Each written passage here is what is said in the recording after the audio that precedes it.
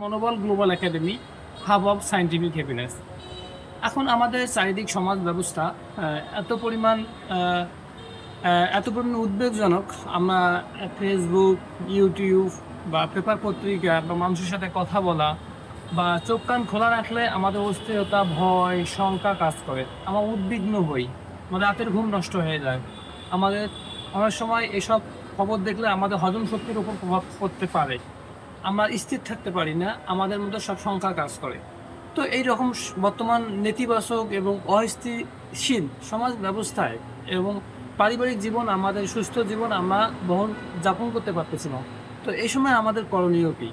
এই সময় আমাদের করণীয় হচ্ছে যে পারিপার্শ্বিক এবং সামাজিক পরিস্থিতির নেতিবাচক প্রভাবকে বহন করে আমরা জীবনযাপন করছি। এই সময় করণীয় হচ্ছে যে আমাদের নিজের দিকে যত্ন নেয়া। কিরকম? ঠিকভাবে খাওয়া-দাওয়া করা, ঠিকভাবে ঘুমানো, নিজের শরীরচর্চা করা। আমরা যে পেশায় থাকি সেই পেশার কাজগুলো করা। দ্বিতীয়ত, আমরা অনেক কিছু নিয়ন্ত্রণ করতে পারবো না। আমার যে জায়গা, আমাদের দায়িত্ব, সেই দায়িত্বটা আমি পালন করব। তৃতীয়ত, আমি আমার যে পরিবারে থাকি বা যেখানে থাকি না কেন, আমার আশেপাশে যে মানুষগুলো তাদের সাথে কথা বলা, নিজের উদ্বিগ্নতার কথা, অস্থিরতার কথা তাদের সাথে শেয়ার করা। প্রয়োজনে তাদের সাথে কোথাও ঘুরতে যাওয়া। চতুর্থত, আমরা যত খারাপ পরিস্থিতির মধ্যে দিয়ে যাই না কেন, এই পরিস্থিতি কিন্তু সবসময় একই রকম থাকে না। সময়ের পরিক্রমায় হয়তো এটা ঠিক হয়ে যাবে, এই মনোভাব, ইতিবাচক মনোভাব রাখা। পঞ্চমত, আপনি অনেক কিছু নিয়ন্ত্রণ করতে পারবেন না।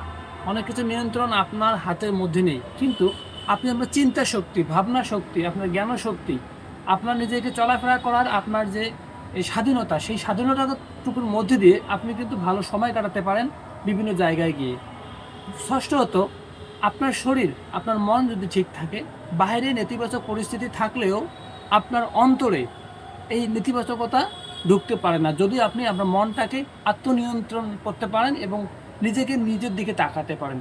সপ্তমত, আমরা দিন বড় হচ্ছি। আপনার প্রাপ্তবয়স্ক মানে আপনার চিন্তাভাবনা অনেক বেশি। তো শিশু, তার কোনো চিন্তাভাবনা নাই।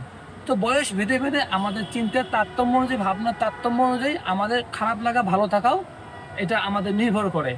আমরা জানি যে mental health and psychosocial support বা অ্যা এম মানসিক স্বাস্থ্য, মেন্টাল হেলথ মেন্টাল হেলথ এই কথাটাই বলে। কারণ মানসিক স্বাস্থ্যের উপর আমাদের শারীরিক স্বাস্থ্য অনেক আ আ শারীরিক স্বাস্থ্যের উপর মানসিক স্বাস্থ্য অনেক গুরুত্বপূর্ণ ভূমিকা পালন করে।